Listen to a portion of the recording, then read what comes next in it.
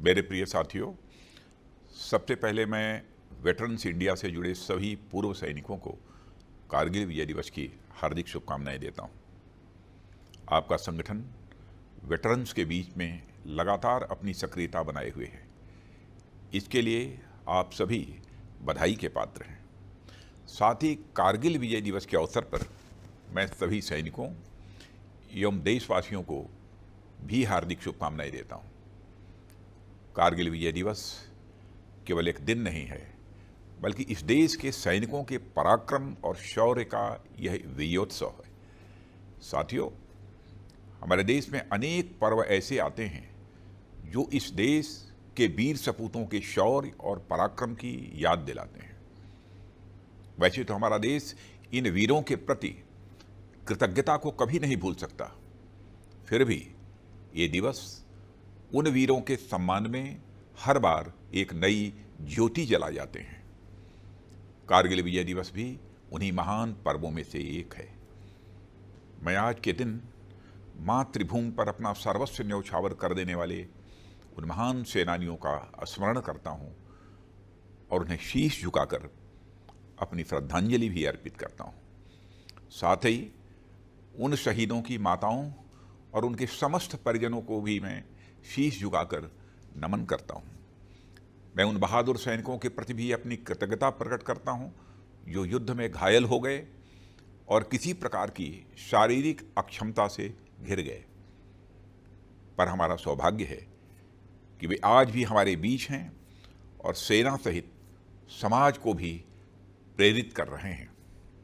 साथियों, 21 वर्ष पहले कारगिल की बर्फीली चोटियों पर हुई हमारी विजय को आज पूरा देश एक साथ याद कर रहा है। उन वीरों की याद और उनके सम्मान में जगह जगह पर कारगिल विजय दिवस मनाया जा रहा है। अनेक कार्यक्रम आयोजित किए जा रहे हैं। ये सभी कार्यक्रम विपरीत परिस्थितियों में हमारी सेनाओं द्वारा युद्ध जीतने की खुशी की याद में तो हैं ही, साथ ही यह भारत देश की जनता के लिए एक महान प्रेरणा के स्रोत भी हैं। साथियों, यह विजय दिवस किसी भूभाग विशेष को जीत लेने या उसे बचाए रखने भर की याद तक सीमित नहीं है। यह दिवस देशों के बीच हुई गोलीबारी और बारूदी युद्ध में हमारी विजय की याद तक ही सीमित नहीं है, बल्कि यह दिवस हमारे देश के त्याग, बलिदान, साहस, समर्पण, शौर्य और संकल्प की महान परंपरा की एक महान कड़ी के रूप में दर्ज है। यह परंपरा इस देश की संस्कृति का एक अहम हिस्सा है जो सदियों से लगातार चली आ रही है। साथियों, युद्ध के समय मैदान में भले ही कुछ 1000 सैनिक हों, पर वास्तव में पूरा देश वह युद्ध लड़ रहा होता है। सभी देशवासियों की आशाएं, आकांक्षाएं और इच्छाएं एक साथ आकर अपने राष्ट्र की जीत पर ठहर जाती हैं। मुझे वह दृश्य आज भी अपनी आंखों में साफ दिखाई पड़ता है जब टीवी पर या सुदूर क्षेत्रों में रेडियो पर कारगिल युद्ध से जुड़ी खबरें आती थीं, तो गांव के गांव और शहरों में ऑफिस दफ्तर में लोग अपना काम छोड़कर खबर की तरफ मुड़ जाते थे। देश के बच्चे बच्चे को कारगिल, द्रास, टाइगर हिल जैसे नाम रट गए थे। सबकी आंखों में बस एक ही उम्मीद और एक ही विश्वास, किसी भी सूरत में भारत देश की विजय। आप लोगों को याद होगा, भौगोलिक परिस्थितियों के चलते कई बार स्थितियां हमारे विपरीत हुई, मामला आगे पीछे हुआ, पर नमन है उन देशभक्त वीर योद्धाओं को जिन्होंने अपने संकल्प पर तनिक भी आंच नहीं आने दी। वह मोर्चे पर लगातार डटे रहे और अंततः तमाम छल और षड्यंत्र को मात देते हुए विजयी होकर वापस आए। इस तरह यह जीत हमारे संकल्प और उम्मीदों की जीत थी। मेरे प्यारे साथियों, कारगिल न केवल हमारे राष्ट्रीय स्वाभिमान का, बल्कि एक इनजस्टिस के खिलाफ उठाए गए एक बड़े कदम का भी प्रतीक था और रहेगा। कारगिल विजय के शिल्पी तत्कालीन प्रधानमंत्री श्री अटल बिहारी वाजपेयी जी ने उस समय राष्ट्रीय सुरक्षा पर अपना जो दृष्टिकोण प्रस्तुत किया था, उसका जिक्र मैं यहाँ करना चाहूँगा। उन्होंने कहा था, हमने यह साबित कर दिया कि हम किसी बाहरी दबाव के सामने नहीं झुकेंगे। हमने यह भी साबित कर दिया कि हम एक जिम्मेदार राष्ट्र हैं। राष्ट्रीय सुरक्षा के दायरे में हम जो कुछ भी करते हैं वह हमेशा आत्मरक्षा के लिए करते हैं, आक्रमण के लिए नहीं है। और अगर दुश्मन देश में कभी हमारे ऊपर आक्रमण किया तो हमने यह भी साबित कर दिया कि कारगिल की तरह हम उसे मुंहतोड़ जवाब भी देंगे। साथियों, यह सेंटिमेंट जैसा 21 साल पहले था वैसा ही आज भी है। हम शांति चाहने वाले देश हैं, पर किसी संकट के समय अपनी राष्ट्रीय एकता और संप्रभुता के लिए बड़े से बड़ा कदम उठाने के लिए भी हम हमेशा तैयार हैं। अभी हाल ही में मुझे लेह लद्दाख जाने और वहाँ से इन वीर सपूतों को श्रद्धांजलि देने का अवसर प्राप्त हुआ था। इसके पूर्व हमारे आदरणीय प्रधानमंत्री श्री नरेंद्र मोदी जी का भी वहाँ जाना हुआ था और उन्होंने वहाँ अपने सैनिकों के साथ एक जीवंत संबंध स्थापित किया। मैंने अनुभव किया कि कितनी कठिन और विपरीत परिस्थितियों में भी हमारी जांबाज बहादुरों ने अपना संयम और धैर्य बनाए रखकर दुश्मनों को मुंहतोड़ जवाब दिया था। वे अपने दिल और दिमाग दोनों से इस देश को समर्पित थे और मुझे कहते हुए खुशी हो रही है कि 20 वर्ष पहले के मुकाबले मैंने वहाँ बहुत बड़ा बदलाव देखा। वह चाहे इक्विपमेंट प्रोफाइल हो, हाल ही में डिप्लॉयड गन्स हों या फिर एरियल एसेट्स हों, जो न केवल ट्रूप्स की बल्कि टैंक्स और बीएमपीज की भी स्पीडी मोबिलाइजेशन में सक्षम है। मित्रों, यह दिवस हमें याद दिलाता है कि एक सैनिक हमेशा एक सैनिक होता है। वह न किसी जात का होता है, न किसी मजहब का, न किसी वर्ग का होता है, न किसी वर्ण का।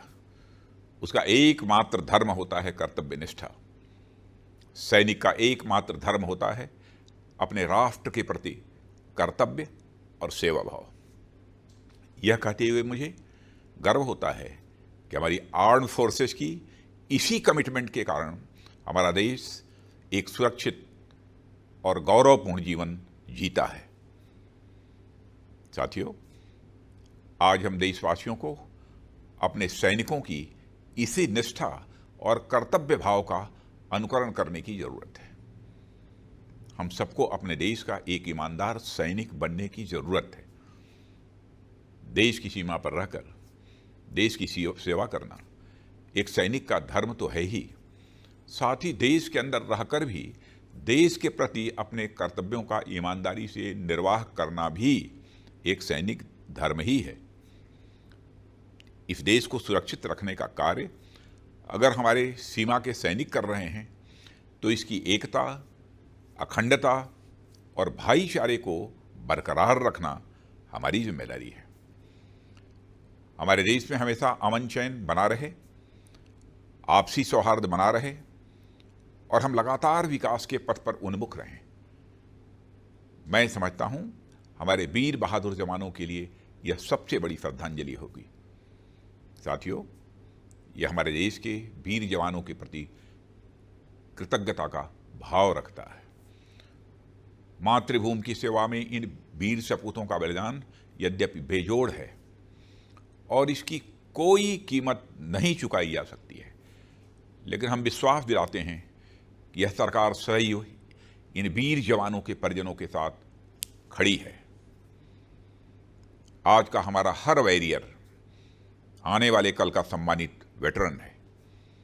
अपने वेटरन्स की कुशलक्षेम और उनकी संतुष्टि सुनिश्चित करना यह हमारा परम कर्तव्य है और यह सरकार अपने कर्तव्य को अच्छी तरह समझती है।